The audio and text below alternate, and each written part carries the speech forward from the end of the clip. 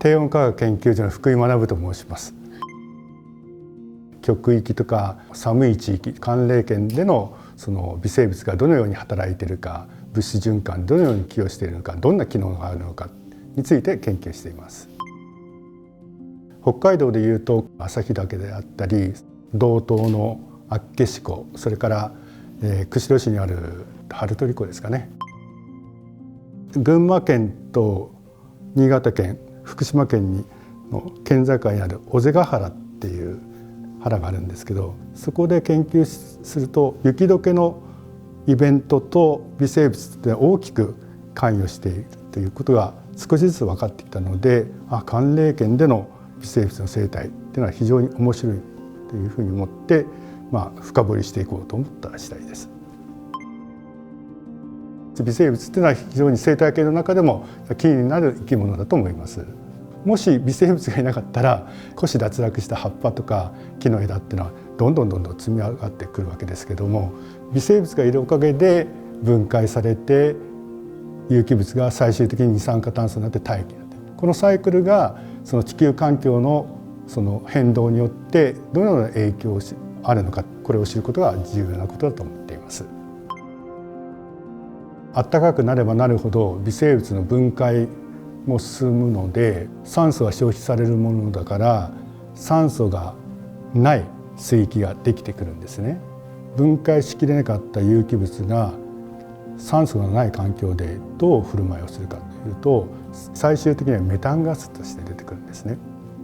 その結果メタンが大気中に行くと、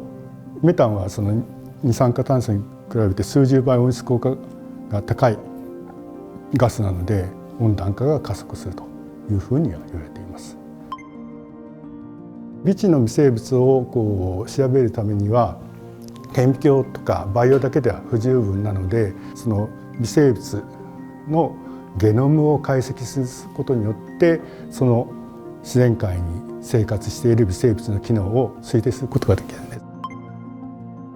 例えば釧路の春取湖の話をいたしましょうか。真冬に行くと湖の表面が厚い氷で覆われてるんですけれども、氷を削って中を調べてみると、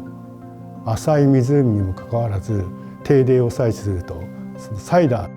みたいに泡がブクブクって出てくるんですよね。でその泡って何だと調べてみるとやっぱりメタンガスで、じゃあそこで何が起こっているのかっていうのを不思議だと思って、調べてみるといろんなことが分かってくると。酸素が枯渇するような献気的なその世界、水環境ができれば酸欠で魚介類が死んでしまうということが起こり得ますね。そうすると漁業に大きな影響があります。湖ってやっぱりその、環境がいろいろ変わるので、この湖の特徴はど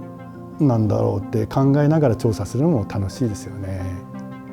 湖には一生があるので、今調査しているけどどのフェーズを見てるのかっていう長い地質年代の中での湖の特徴を考える上でも楽しみがあると思います。微生物って我々の肉眼では見ることができないじゃないですか。目に見えない世界、隠された自然を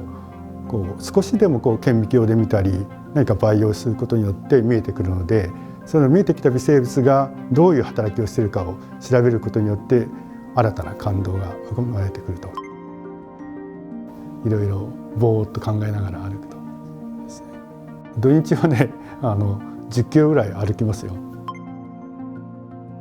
常に感じるのは非常に複雑で、もう我々の手には負えないんじゃないかって思う時があります。だけども諦めると理解が進まないので、私は理解可能であるというふうに考えながらいろいろ見て自然を学んで、理解をしようと今しています。観察をしたりするときになぜだろうって思う、いろいろ仮説を立てて検証していくので、そういうプロセスを楽しめるっていうことは重要なんじゃないかなと思います。本に書いてあること、教科書であることを鵜呑みにせずにね、分かっていることはあるんだけれども、その中でも執筆者がもう曖昧なところで書いてる部分あるわけで、じゃあその乖離をどうやって埋めていくかっていうことはこれから大切になってくるので、生成 AI を使うのも一つの手だろうし、知識そのものはミニマムでいいんだけれど、どうやったら調べることができるかっていうその調べ方とか方法を学んでいってほしい。